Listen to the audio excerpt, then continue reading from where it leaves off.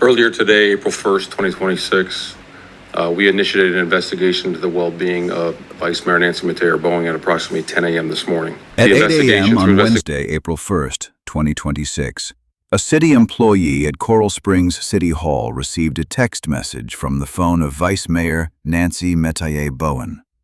The subject line read, "Discussion items." It appeared to be a routine morning communication from a sitting elected official to her staff. No follow-up message arrived. No phone call followed.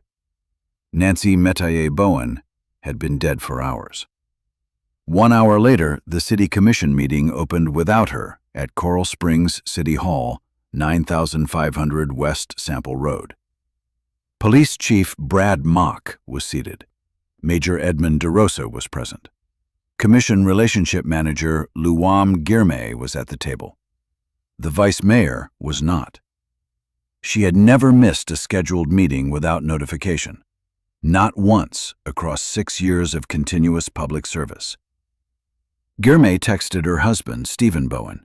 He replied in writing, calm and unhurried. Texted her, she is not picking up. He added that her car was absent from the driveway. Nothing alarming in the phrasing, nothing that broke the surface. He sounded like a husband who did not know where his wife had gone. He knew exactly where she was. She was in the second-floor master bedroom of their home at 800 Northwest 127th Avenue. She had been placed there the previous night, wrapped in blankets, sealed inside black garbage bags, arranged in the bed as though she were still asleep. At 10:20 a.m., officers from the Coral Springs Police Department arrived at the address for a welfare check. No vehicles in the driveway. No answer at the door. What the officers observed on the exterior changed the nature of the call immediately. The arrest affidavit, filed by CSPD Officer Daniel Powers, describes damage to the second floor consistent with projectiles fired from inside the structure. A SWAT team was mobilized. They forced entry. In the master bedroom on the second floor, they found Nancy Metayer Bowen, 38 years old, Vice Mayor of Coral Springs, the first Black and Haitian-American woman ever elected to the City Commission. 3 days from announcing a congressional campaign that people close to her say she would have won. She was dead. Welcome to Guiltvale.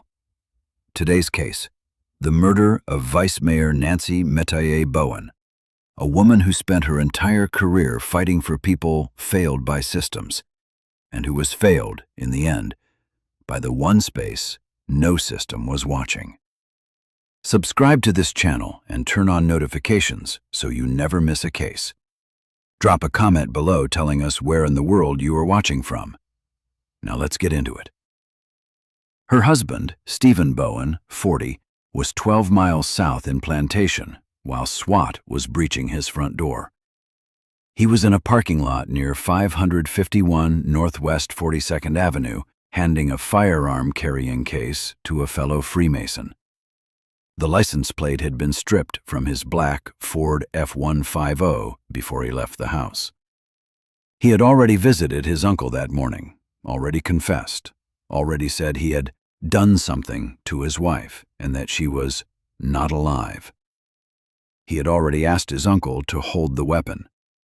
And at 8 a.m., from inside a house where his wife's body was upstairs, someone had sent a text from her phone to her colleagues, buying a few more hours before anyone came to the door. The arrest affidavit filed by Officer Daniel Powers explicitly states it does not confirm who sent that message. That question has not been answered in any public document filed since. It will not be answered until the case reaches a courtroom. And it sits at the center of everything that follows in this story. Nancy Metayer Bowen was a first-generation American. Her family's roots trace to Anse Rouge, a rural town in Haiti's Artibonite region. Both sides of her identity, Haitian heritage, American ambition, shaped everything she built from the ground up, without inheritance, without shortcuts, without a political machine behind her. She earned a Bachelor of Science in Environmental Science, Regulation and Policy, from Florida A&M University in Tallahassee. Orange and green were FAMU's colors, the same colors hundreds of mourners would carry to her vigil 5 days after her death. She went on to earn a Master of Environmental Health Sciences from the Johns Hopkins Bloomberg School of Public Health in Baltimore. Before she ran for a single office, she put those degrees to work. She interned with the National Oceanic and Atmospheric Administration.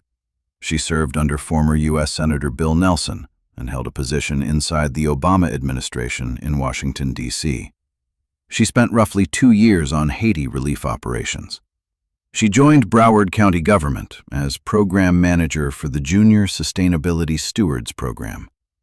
In June 2017, she was elected to the Broward Soil and Water Conservation District, her first public office, where the city of Coral Springs would later document her work as instrumental in addressing water crises and responding to major natural disasters, including Hurricanes Irma, Michael, and Dorian. Her environmental work crossed borders. She traveled to Cap Haitien, Haiti, and worked alongside Mayor Angie Bell to address a full municipal sanitation crisis, clogged canals, stalled trash collection, deteriorating public health conditions in the streets. She did not do this as a politician collecting a credential. She did it because the problem was real, and she had the training to address it. In 2020, she entered the Coral Springs City Commission race against a crowded field. Coral Springs holds approximately 141,000 residents and is only 24.8% Black, according to 2025 census data. She won. She became the first Black and first Haitian-American woman ever elected to its governing body. In 2024, no opponent qualified to challenge her. She was re-elected without a single competitor. In November 2025, her fellow commissioners appointed her to a second one-year term as vice mayor. The boards she served on during those years: the Affordable Housing Advisory Committee, the Charter School Advisory Board, the Broward County Climate Change Task Force, and the Florida League of Cities Legislative Committee. The 2024 presidential election cycle brought a different kind of assignment. The Biden campaign tapped her as Florida Caribbean Vote Director. When Biden stepped aside, the Harris campaign retained her in that role. The Florida Democratic Party named her Vice Chair of Haitian-American Voter Engagement. By summer 2025, she was hired as Program Manager for Miami-Dade County's Climate Ready Tech Hub, a federally funded office advancing private sector climate resilience innovation, while continuing to serve the people of Coral Springs. In early 2026, she became one of the first elected officials in the United States to publicly challenge Vice President J.D. Vance by name over false claims that Haitian immigrants were eating pets in Springfield, Ohio. She did it on the record. She stood behind it. One specific documented moment defines what kind of person she was beyond titles. When a Parkland area hotel attempted to remove Muslim religious leaders from a scheduled event, she inserted herself between both sides. She stayed in the room. She asked hard questions of both parties and did not leave until the situation was addressed. The conflict grew tense enough that a police detail was assigned to protect her. She did not request removal. Sandra Dennis, executive director of the Miami Workers Center, who had discovered years after meeting Nancy that the two women were distantly related through Haitian family ties, told the Haitian Times, "She really believed in people. She really had integrity, was honest, and people trusted her." Gepsy Metellus, former executive director of St. Law, whose leadership development program had selected Nancy as a participant, said plainly, "He really robbed us. She was working hard, doing good work. And we never imagined that she was living in this personal hell." In September 2024, Nancy posted publicly, "There's a special kind of joy that comes with living in my purpose, feeling anchored by the love of my incredible husband, Stephen Bowen." 16 months after that post, He shot her 3 times and went downstairs to sleep. On February 14, 2018, a gunman entered Marjorie Stoneman Douglas High School in Parkland, Florida. 17 students and staff members were killed. Nancy's younger brother, Donovan Joshua Lee Metayer, was a senior at that school. He walked out alive. What followed that survival was its own years-long reckoning that the Metayer family carried without putting it down. In the months and years after Parkland, Donovan developed schizophrenia. The diagnosis arrived after a period of documented mental health episodes. His family fought alongside him through treatment and through crisis. Nancy described him publicly as the sibling she felt she had to protect the hardest. She did not say this once, casually. It was a position she held and stated and carried into every year that followed. In December 2025, Donovan Joshua Lee Metayer, 26 years old, died by suicide. Nancy posted a GoFundMe link to fund his funeral service. Alongside that post, the family announced they were endowing a mental health support fund at Henderson Behavioral Health Clinic in Broward County in Donovan's name. Then, Nancy went back to work. She attended every commission meeting. She appeared at every community event. She did not withdraw from public life while managing grief privately. No one who saw her in those weeks reported that she appeared diminished. She continued to show up as she always had, fully present, fully committed. State Representative Anna Escamani, Democrat Orlando, would later note in her public statement following Nancy's death, her family has already experienced deep loss. Representative Jared Moskowitz, Democrat Parkland, was more specific. He confirmed he had seen Nancy in person the Saturday before she died, March 28, 2026, and that she was engaged, forward-looking, and preparing for a major political announcement. "I was just with her on Saturday," he wrote publicly. "She just buried her brother. She was about to announce she was running for Congress." Florida Democratic Party Chair Nikki Fried placed the preceding weeks in sharp relief. She stated that she had embraced Nancy at the party's leadership summit just 2 weeks before the killing, never imagining, she wrote, that it would be one of their last moments together. "Just days ago, I spoke with Nancy. Just 2 weeks ago, I held her in a hug at our party's leadership summit, never imagining it would be one of our last moments together." 3 months after burying Donovan, 2 weeks after that leadership embrace, on the night of March 31st, 2026, Nancy Metayer Bowen was shot and killed inside her own home by her husband. The arrest affidavit, filed by Officer Daniel Powers, records what Stephen Bowen told his mother at approximately 4 p.m. on March 31st, hours before the killing. He said he had experienced a panic attack at work and was going to speak with Nancy about it that evening. His mother confirmed to investigators she had no awareness of marital problems between the couple. No conflict, no warning sign communicated to her. Between that 4 p.m. phone call and the shooting, the documented record is silent. The Coral Springs Police Department declined to release its prior call logs for 800 Northwest 127th Avenue. The Miami Herald filed a public records request on April 2, 2026. The department denied it, citing the active investigation. Those two facts, no prior filings in Broward County court records, and a department unwilling to release its dispatch history, are not the same fact. The first is a confirmed absence. The second is a confirmed refusal. What happened between 4 p.m. and the shooting belongs entirely to Stephen Bowen. He invoked his right to an attorney before saying another word. Stephen Bowen was born September 6, 1985. He and Nancy had known each other since their school years, a relationship that predated their formal marriage by a significant stretch of time. Their Broward County marriage license is dated November 22, 2022.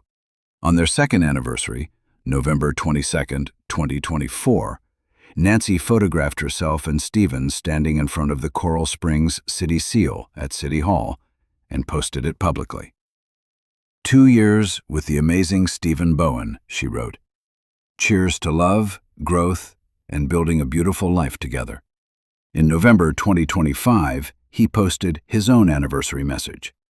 3 years of building, dreaming, and loving each other through everything. One of the last photographs of the couple published publicly showed them together at Jeu Vert in Lauderhill, celebrating their shared Caribbean roots. Nancy's social media had noted his Jamaican heritage on previous occasions. That cultural bond between them, two people with Caribbean roots who had known each other since school, was documented, visible, and public. His professional credentials: certified radiologic technologist, licensed by the Florida Department of Health in 2014. His arrest report identifies his employer as Delray Medical Center in Delray Beach. State business records list him as both CEO and COO of Men of St. Luke Incorporated, a nonprofit based in Hollywood, Florida. That organization originally registered in 2009 under the name The Most Worshipful Union Grand Lodge of Florida, St. Luke Lodge No. 530, a statewide Masonic organization. Its stated purpose: creating community for fellowship and discipleship among men seeking to live successfully in the eyes of God. The organization's documented recent events included a Bible study huddle and a steak night on March 7, 2026, 24 days before the killing. His Instagram account, operating under the handle @KingsB85, was publicly visible as recently as March 2026. The biography read 3 words: God, husband, armed. The account held 7 posts featuring him and Nancy together, anniversary photographs, celebrations. It also held multiple posts of him firing weapons at tactical shooting ranges. One video pinned to the top of his profile showed him on a wild boar hunt, smoking a cigar. He documented years of firearms practice publicly and consistently. Democratic State Representative Marie Paul Woodson, a close personal friend of Nancy, told the Miami Herald, "We have met the husband several times, me and my husband, every function that we go to. Sometimes they sit with us. We talk. I never had a clue that something like that would have happened." His criminal history consisted of a cannabis possession charge from 2009 that was dismissed, along with various traffic violations. No domestic violence filings exist in Broward County court records for Stephen and Nancy Bowen. The Coral Springs Police Department denied the Miami Herald's records request for prior calls for service at 800 Northwest 127th Avenue on April 2, 2026. Under Florida Statute 119, an ongoing investigation does not automatically exempt prior call logs from public disclosure. No attorney has filed a legal challenge to that denial. No journalist has obtained those logs. A man who identified himself publicly as armed, who documented years of tactical range training on a profile visible to anyone who searched his name, who was connected through a faith-based Masonic network to the man he would later call on to hold the murder weapon. The physical evidence documented in the arrest affidavit indicates he did not grab a gun in a sudden burst of rage. He prepared. The record supports that characterization before a single witness takes the stand. The arrest affidavit, filed by CSPD Officer Daniel Powers, reconstructs March 31, 2026, from the final confirmed contact forward. At approximately 4 p.m., Stephen Bowen called his mother. He told her he had a panic attack at work and planned to discuss it with Nancy that evening. His mother confirmed to investigators she had no awareness of any tension inside the marriage. That phone call is the last documented contact between Stephen and any family member before the killing. What occurred inside 800 Northwest 127th Avenue after that call is known only through physical evidence and a confession made the following morning. The exact hour of the shooting is not disclosed in any public document. What the affidavit establishes is the sequence. Stephen shot Nancy 3 times with a shotgun in the second-floor master bedroom. A makeshift silencer, constructed from a pillow bearing burn marks and string, was used to muffle the discharge. 3 shotgun shells were recovered near her body. A preliminary forensic examination confirmed a gunshot wound to the left shoulder. The full medical examiner findings had not been released publicly as of April 8, 2026. After shooting Nancy, Stephen Bowen went downstairs. He slept in the house. This is not inference or assumption. It is what he told his uncle the following morning, and Officer Daniel Powers documented it in the affidavit. A neighbor told investigators the last confirmed sighting of Nancy occurred around midnight, walking her dog near the property. If that account is accurate, the shooting occurred after midnight on April 1st. What the neighbor's statement establishes is a boundary. Nancy was alive at midnight. By dawn, she was dead, wrapped, and placed in the bed. At some point between the shooting and Stephen's departure the next morning, he gathered blankets and black garbage bags, wrapped her body, and arranged her in the bed. He did not dial emergency services. He did not call her family or reach out to any colleague expecting her at 9 a.m. He went to another floor of the house and slept through whatever remained of the night. The pillow silencer requires separate attention. A noise-dampening device fashioned from household materials is not assembled during an argument. It requires locating a pillow, sourcing string, attaching it in a way that functions as a baffle, and verifying the construction before the weapon is raised. The affidavit does not indicate when this device was built.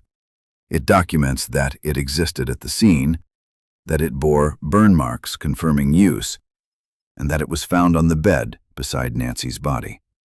The prosecution's premeditation argument does not need a witness to describe what happened before the shooting. The object makes the argument. A tool constructed before a crime is the definition of premeditation under Florida law.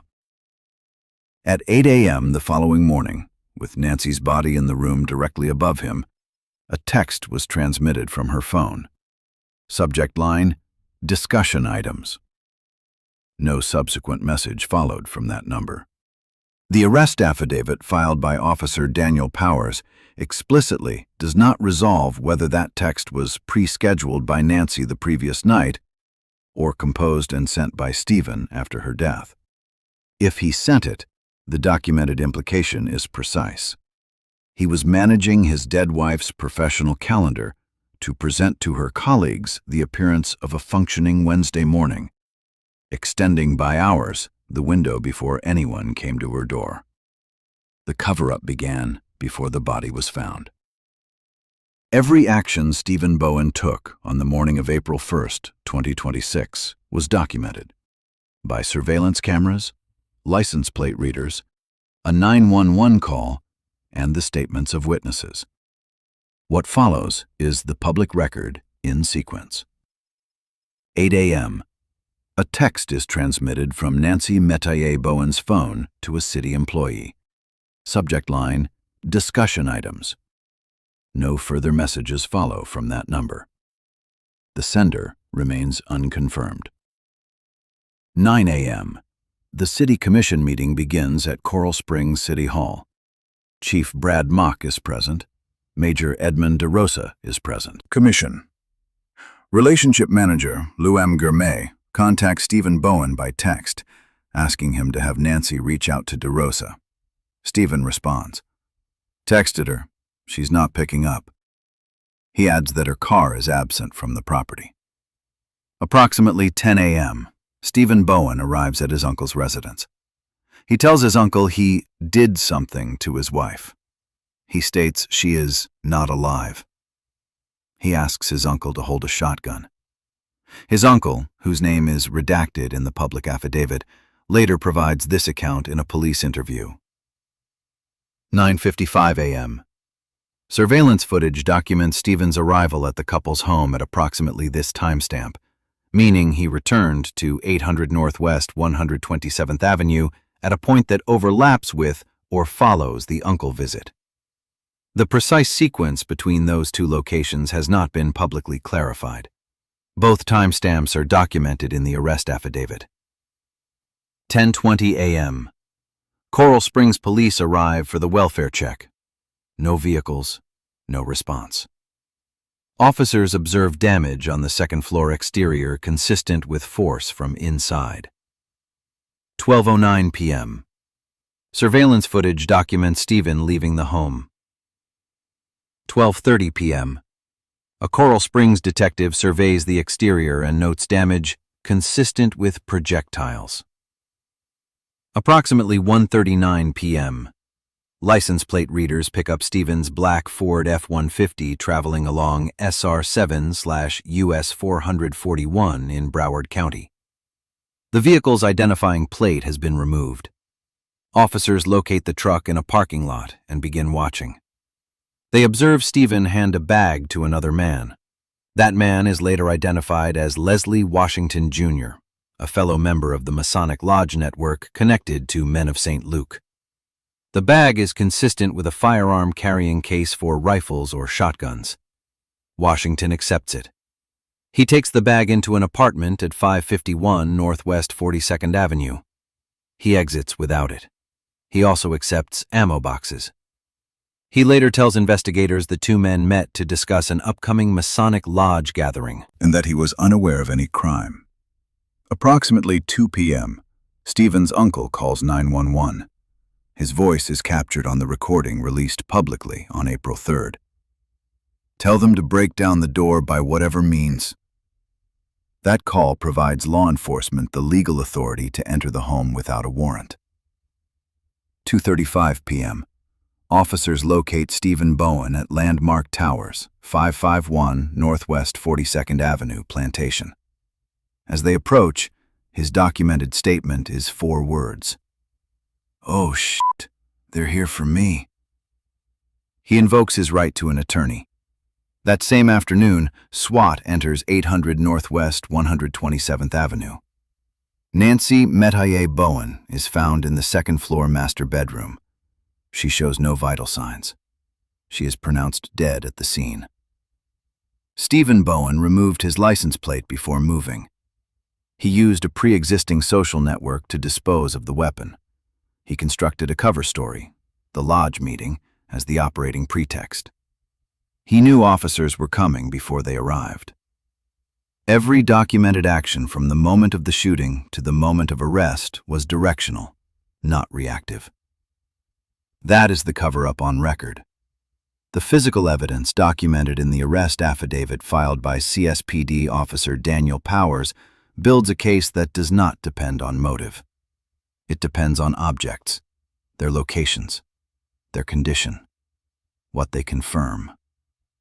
3 shotgun shells recovered in proximity to Nancy Metayer Bowen's body in the second-floor master bedroom at 800 Northwest 127th Avenue, Coral Springs. A pillow with burn marks and string, described in the affidavit as fashioned as if it were a makeshift silencer, found on the bed, used. Nancy's body wrapped in blankets and black garbage bags, placed in the bed of the master bedroom.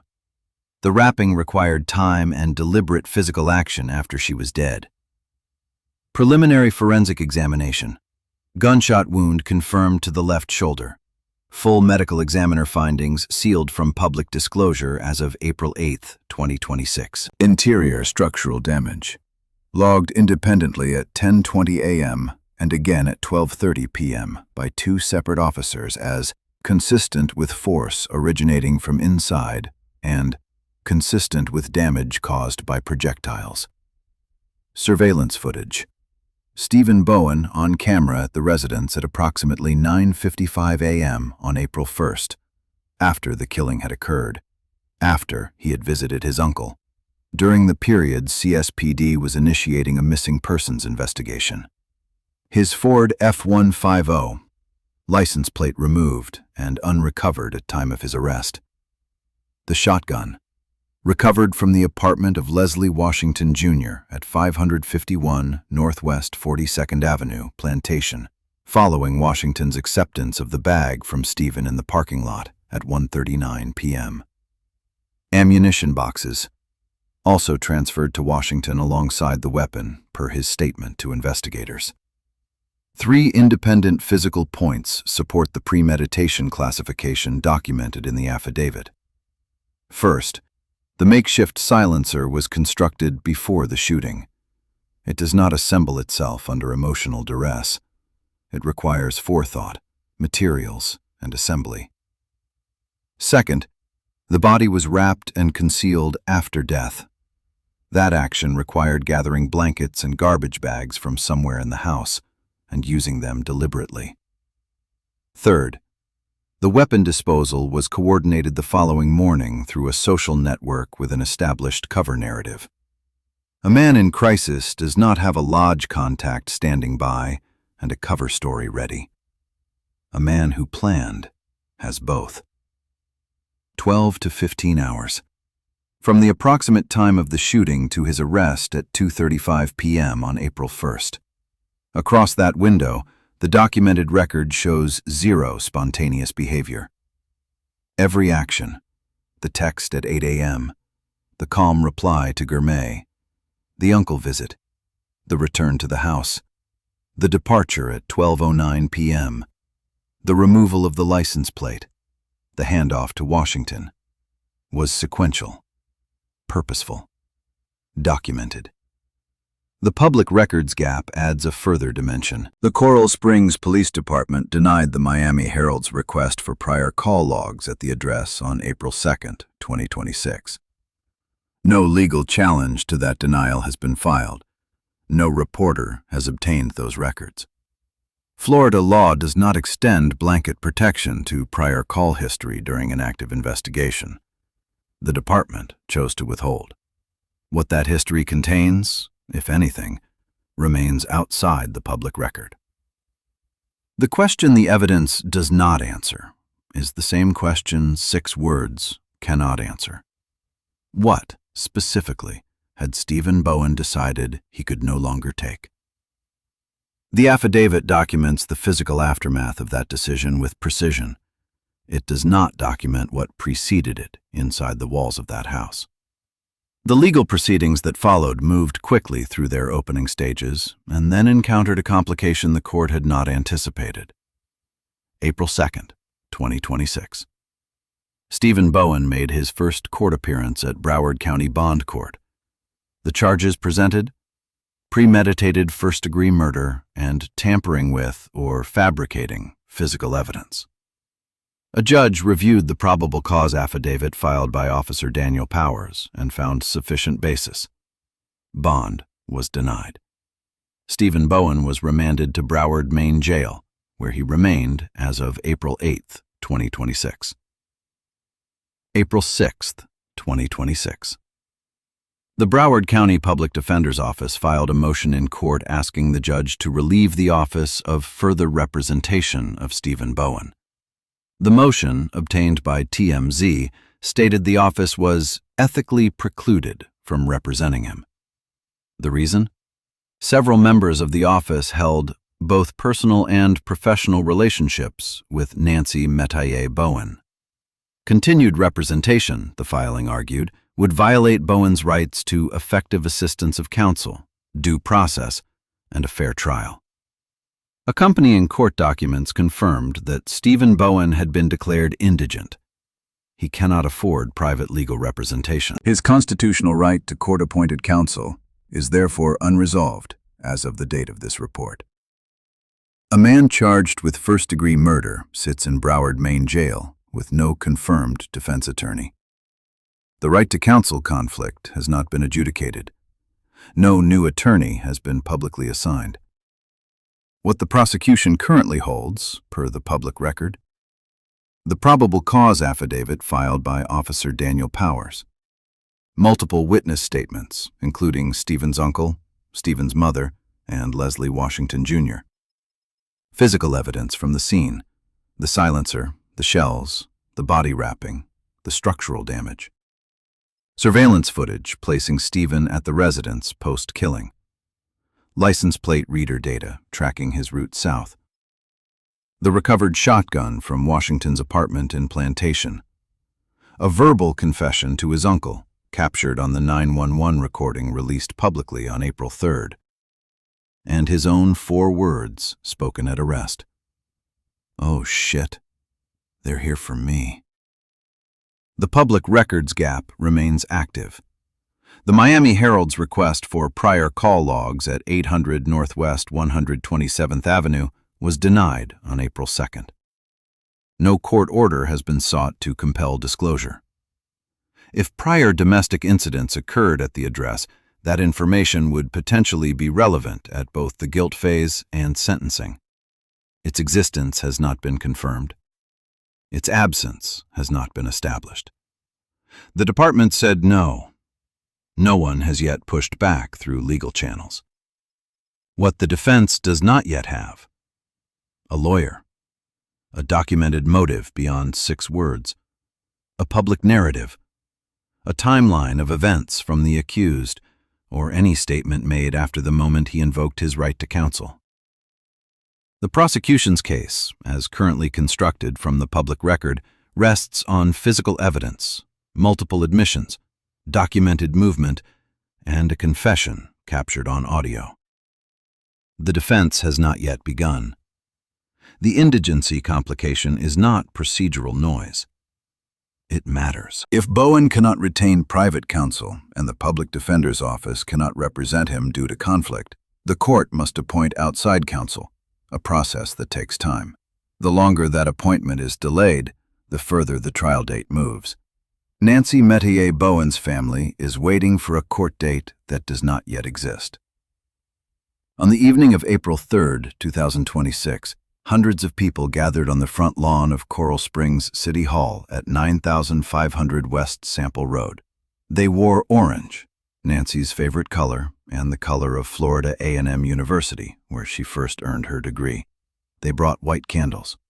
The service ran for more than 90 minutes without a break. It was translated live into Haitian Creole. Members of Florida's congressional delegation took the microphone. Elected officials from Broward and Miami-Dade counties filled the crowd. The city of Miami mayor spoke. A mentee who had never attended a single advocacy event before Nancy drove her to one in North Miami stood at that podium and described what the loss meant. Coral Springs Mayor Scott Brook. "She was so committed to so many, including our youth. We're doing our best to honor this incredible woman, incredible leader, incredible human being."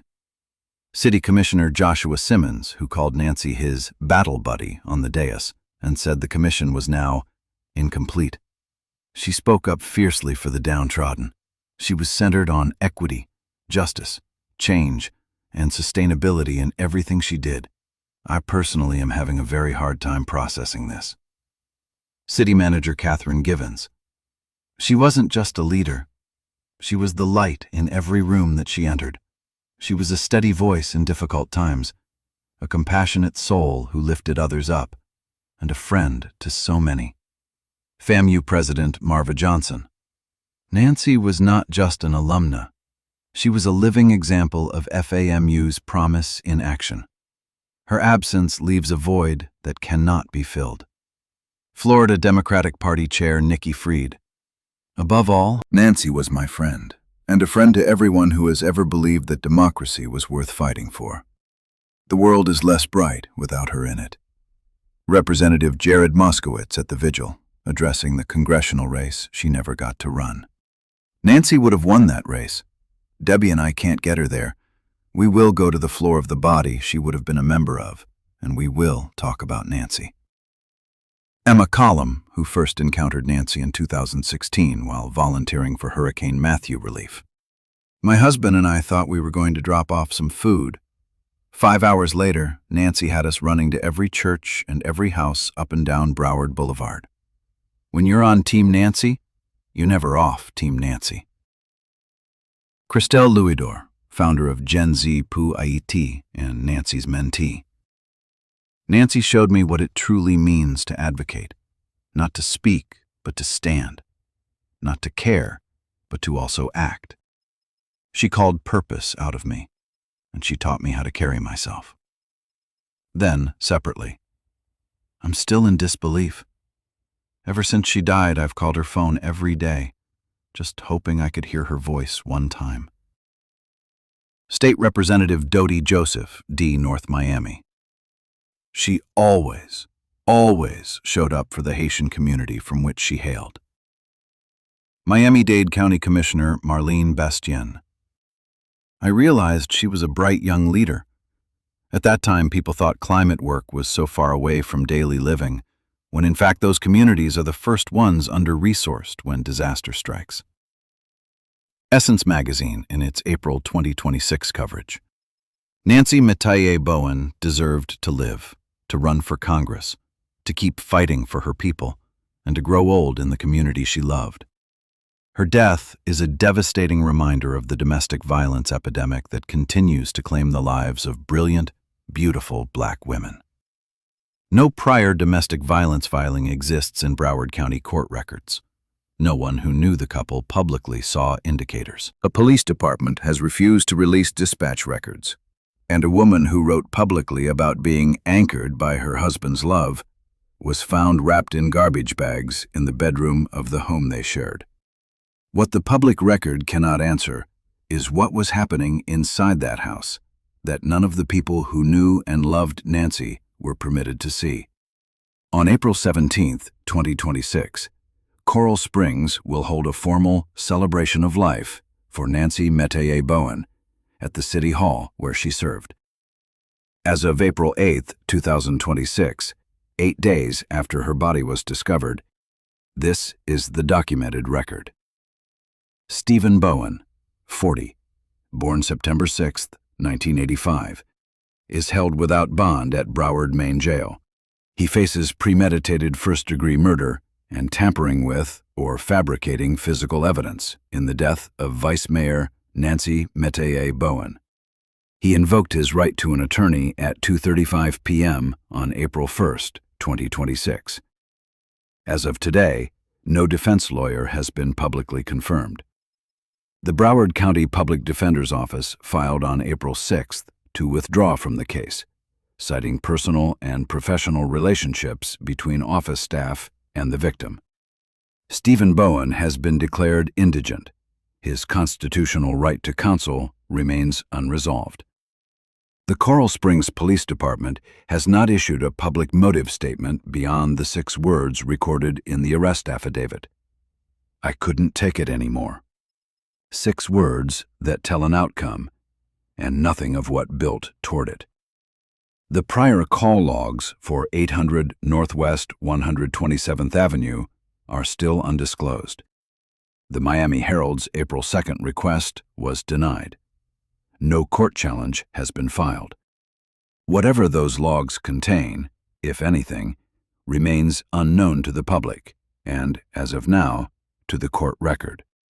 The text message sent from Nancy's phone at 8 a.m. on April 1, 2026, with the subject line, "Discussion Items," has no confirmed author in any public document. Officer Daniel Power's affidavit names the question and declines to answer it. That question will be answered in a courtroom, if and when Stephen Bowen faces trial with counsel. Florida's 20th Congressional District, where Nancy was set to announce her candidacy on April 2, 2026, moves forward without her. The incumbent, Representative Sheila Cheerfulness McCormick, was indicted by a federal grand jury in Miami in November 2025. The charges? Stealing $5 million in FEMA disaster relief funds, money laundering, and routing illegal campaign contributions through straw donors, alongside her brother Edwin Cheerfulness and co-defendant Nadege LeBlanc. A separate House Ethics Committee investigation found Cheerfulness McCormick guilty of 25 out of 27 charges. She faces up to 53 years if convicted on the federal indictment. The primary Nancy intended to enter as a reform candidate against that backdrop will now be run without her. Representative Jared Moskowitz said it plainly at the vigil on April 3rd. Nancy would have won that race. Here is what the full record shows about who Nancy Metayer Bowen was before April 1st, 2026. She was a first-generation Haitian-American who earned 2 advanced degrees through her own effort. She became the first Black and Haitian-American woman elected to the Coral Springs City Commission in a city where Black residents represent fewer than 1 in 4 people. She was re-elected without opposition. She directed voter mobilization for 2 consecutive presidential campaigns. She worked in Haiti on sanitation crises with a sitting mayor. She confronted a vice president by name. She inserted herself between a conflict to protect a community not her own, and stayed when it became dangerous. She buried her brother 4 months before she was killed. She was 3 days from announcing a campaign for Congress. She was shot 3 times in her own bedroom, wrapped in garbage bags, placed in the bed. And her phone sent a text the next morning that her colleagues received as though she were still alive. Stephen Bowen has no confirmed lawyer. The trial has not been scheduled. The full evidence has not been heard in open court. The prior call logs have not been disclosed. The 8 a.m. text has no confirmed author. Those are 4 open questions in a case where the prosecution already holds a confession, a recovered weapon, surveillance documentation, and a makeshift silencer. What is settled in the public record is this: a woman who spent her entire career fighting for communities, failed by institutions, was failed in the end inside the one space no institution was watching: her own home. The people who loved her did not know what was happening there. The systems designed to protect women like her did not reach that address in time. The institution that might hold some record of whether anyone ever called for help has declined to say. Nancy Metayer Bowen deserved every day that was taken from her. Subscribe to Guilt Veil and turn on notifications so you never miss a story. If this case moved you, share it. Someone out there needs to hear it. Every case, every truth, every verdict.